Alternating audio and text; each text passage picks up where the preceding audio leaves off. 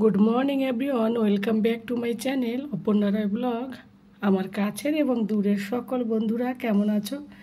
আশা করি যে যেখান থেকে আমার এই ব্লগ ভিডিওটি দেখছো তোমরা সকলে ভালো আছো এবং সুস্থ আছো। আমরাও বেশ ভালো আছি। আর এইদিকে দেখো, সকালবেলা তোমাদের দাদাভাই বাবু সোনাকে স্কুলে দিতে গেল, আর ওখান থেকেই অফিসে বেরিয়ে যাবে। ওর একটু অফিসে তাড়া আছে, ভোরবেলায় বেরিয়ে গেল। ও যদিও যায় 8:30টার সময়, আজ চলে গেল 6:30 নাগাদ।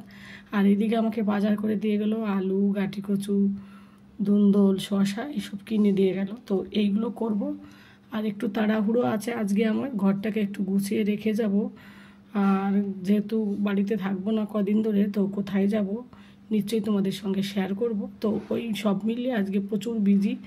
তো সেইভাবে কোনো কিছু তোমাদের সঙ্গে শেয়ার করছি না, যেটুকু পারছি সেটুকুই একটা ছোট্ট একটা ব্লগ ভিডিও নিয়ে চলে এসেছি। আশা করি ভিডিওটি তোমাদের ভালো লাগবে। আর শুরুতেই বলছি, সকল বন্ধুরা একটু লাইক করে দিও। তো যাই হোক বন্ধুরা, এইদিকে দেখো ধুন্দল এনেছে।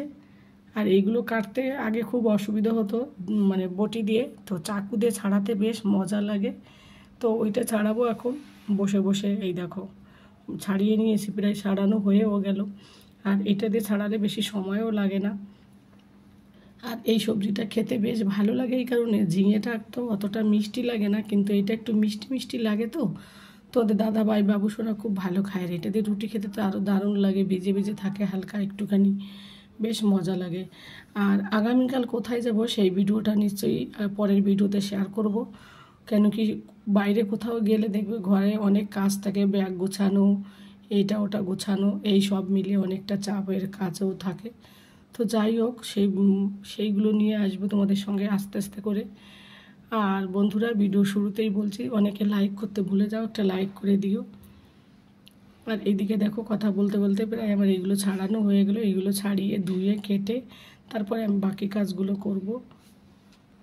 ভিডিওটা পোস্ট করতে অনেকটা দেরি হয়ে গেল, কারণ ভিডিওটা করা ছিল কালী পুজোর আগে। তখন বাবু সোনার স্কুলে পরীক্ষা ছিল, এই দিনও পরীক্ষা ছিল, লাস্ট পরীক্ষা ছিল। তো তার পরের দিনও, লাস্ট পরীক্ষার পরের দিন কোথাও যাওয়ার প্ল্যান ছিল আগে থেকেই, পরীক্ষা দিনই প্ল্যান ছিল। তো পরীক্ষা পড়ে গেল, তার জন্য টিকিটটা ক্যান্সেল করে পরের দিন আবার করা হলো।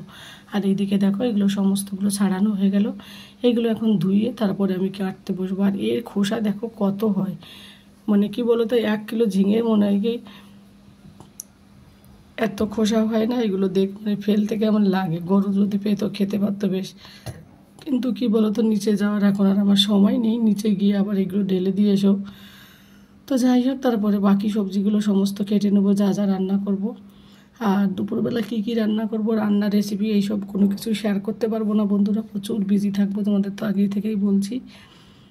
তো যাই হোক, ওদিকে আবার কিরণ আসবে দুপুরবেলা, দুপুরের পরেই কিরণ আসবে। ও আবার পার্লারে যাবে, ওর সঙ্গে একটু পার্লারে যাব, কারণ কি ওর বাচ্চা ছেলে তো, বাচ্চা মেয়ে কেশুকে নিয়েও একা একা পারে না।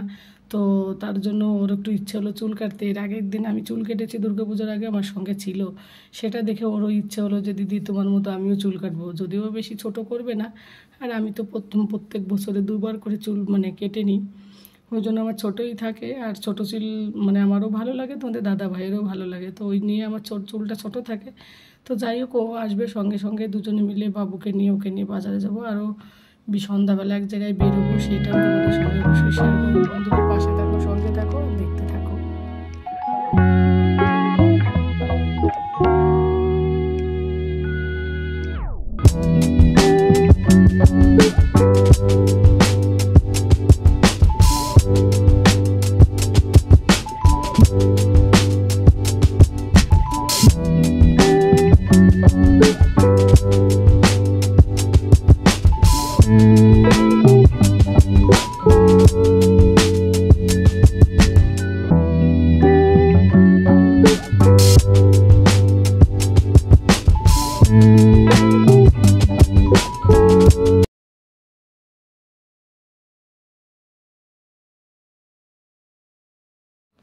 এরপর দেখো, আমরা রেডি হয়ে বিকেলবেলা বেরিয়ে পড়লাম। আমি আর বাবু সোনা দুজনে মিলে যাচ্ছি। ও অলরেডি চলে এসছে, তো এসে পার্লারের নিচে দাঁড়িয়ে রয়েছে। তারপর আবার ওর কিছু কেনাকাটা করবে, এই সব মিলিয়ে অনেকটা কাজ। তো পার্লারে ওই যে বেলকনিতে দাঁড়িয়ে রয়েছে মেয়েটাকে কোলে নিয়ে, কারণ মেয়ে কি বলো তো, বাচ্চা মেয়ে তো ওর মা যখন চুল কাটছে আইবুড়ো করছে ও ভয় পাচ্ছে, ও ভাবছে আমার মাকে মারছে, ও কান্না করছে, ওর মার কাছে যেতে চাইছে। তো ওর ডিস্টার্ব হয়ে যাবে, ওই জন্য এখানে বেলকনিতে এসে এটা ওটা দেখাচ্ছিলাম। আর এই দিক থেকেও দেখো কলেজটা কতটা দূর মনে হচ্ছে, আর ওই বাচ্চাদের পার্কটাও আছে এখানটায়। আর এই দিকে হচ্ছে হাটিয়া, যেখানে আমরা বাজার করতে যে যাই মাঝে মাঝে। আর এই যে হচ্ছে পার্লারটা, পার্লারের এই ভাবিটা খুব ভালো, এর ব্যবহারটা খুব ভালো লাগে। অনেকে আছে না এসি পার্লার থাকে কিন্তু মানে কেমন টাইপের একটু থাকে, কিন্তু খুব ভালো। তো যাই হোক, এই দেখো এবার আইবুড়ো করা হয়ে গেছে, ওর মায়ের কোলে একটু উঠে নিল, খুব করছিলো, জ্বালাতন করছিলো। আর এই যে লাস্ট অব্দি চুল কাটার ডিসিশনটা